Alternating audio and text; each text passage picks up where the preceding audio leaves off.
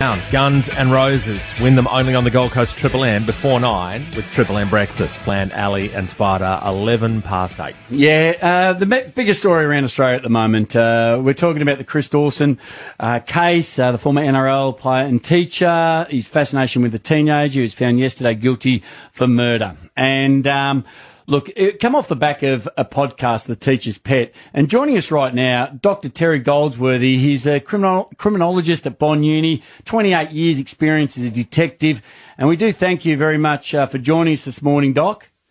Yeah, no worries, Spider. Can we ask, being a detective for 28 years, criminologist, this is a really big win for the families from crimes that happened decades ago.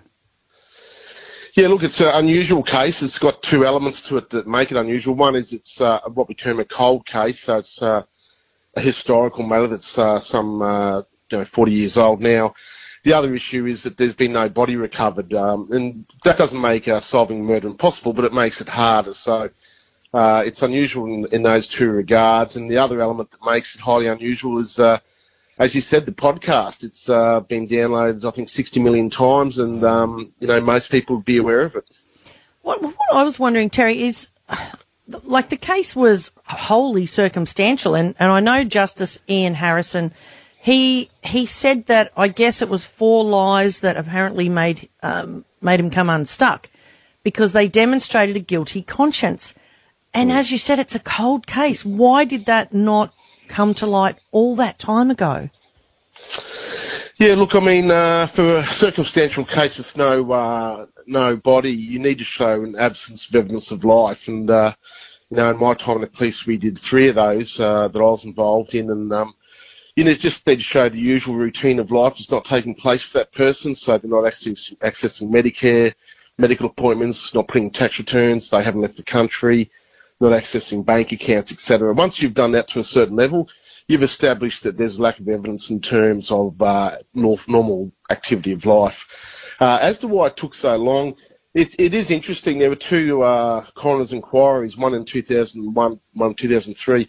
Both of them did recommend that a person be charged, the person being Dawson, and that wasn't followed through from the Director of Public Prosecutions, who obviously wasn't comfortable with having the sufficiency of evidence to convict.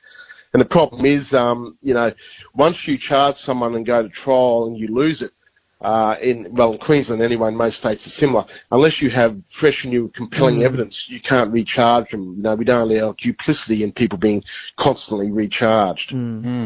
Doctor, this bloke taught in New South Wales and on the Gold Coast at Coomba, and I know a couple of people that found him a bit of a creepy presence. This has ended up a fatality. How do we spot this? How do we teach young women particularly to look out for these signs so that this doesn't end up a fatal case? Oh, look, it's quite difficult. I mean, we're much more educated now in terms of domestic violence. But, I guess there were some warning signs there. You had, he was heavily involved, wanted to be heavily involved in another relationship. He was quite cruel to her, to the wife, on evidence of the neighbours and family, etc. So they're all kind of, I guess, risk factors that you need to be very careful. Unfortunately, though, back in the 1980s, we weren't as open about domestic violence as we are today. Would this occur today? It'd be much more difficult for it to happen. Yeah. I was going to say, Doc, do you see that, with technology now, that, it can make a lot of people nervous of what happened some decades ago, but then it gives a lot of families faith?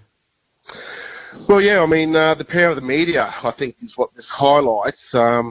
He was obviously in the frame going back from at least, if you accept the coroner's findings, to the early 2000s. So he's been under pressure. When he saw the podcast, I'm sure he had some sleepless nights about what might come out of that.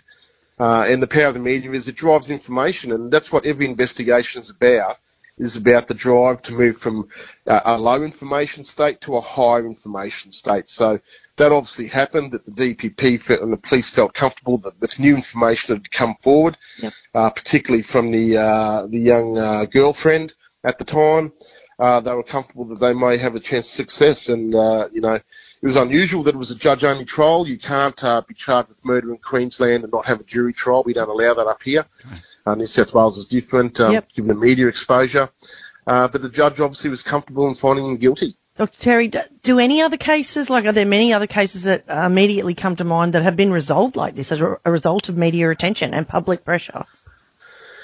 Look, I think, many murders are solved through public assistance that comes about through the media. In my time in the police, and I was involved in over 25 homicide investigations, we actively engage the media as an investigative tool. I mean, they're very helpful.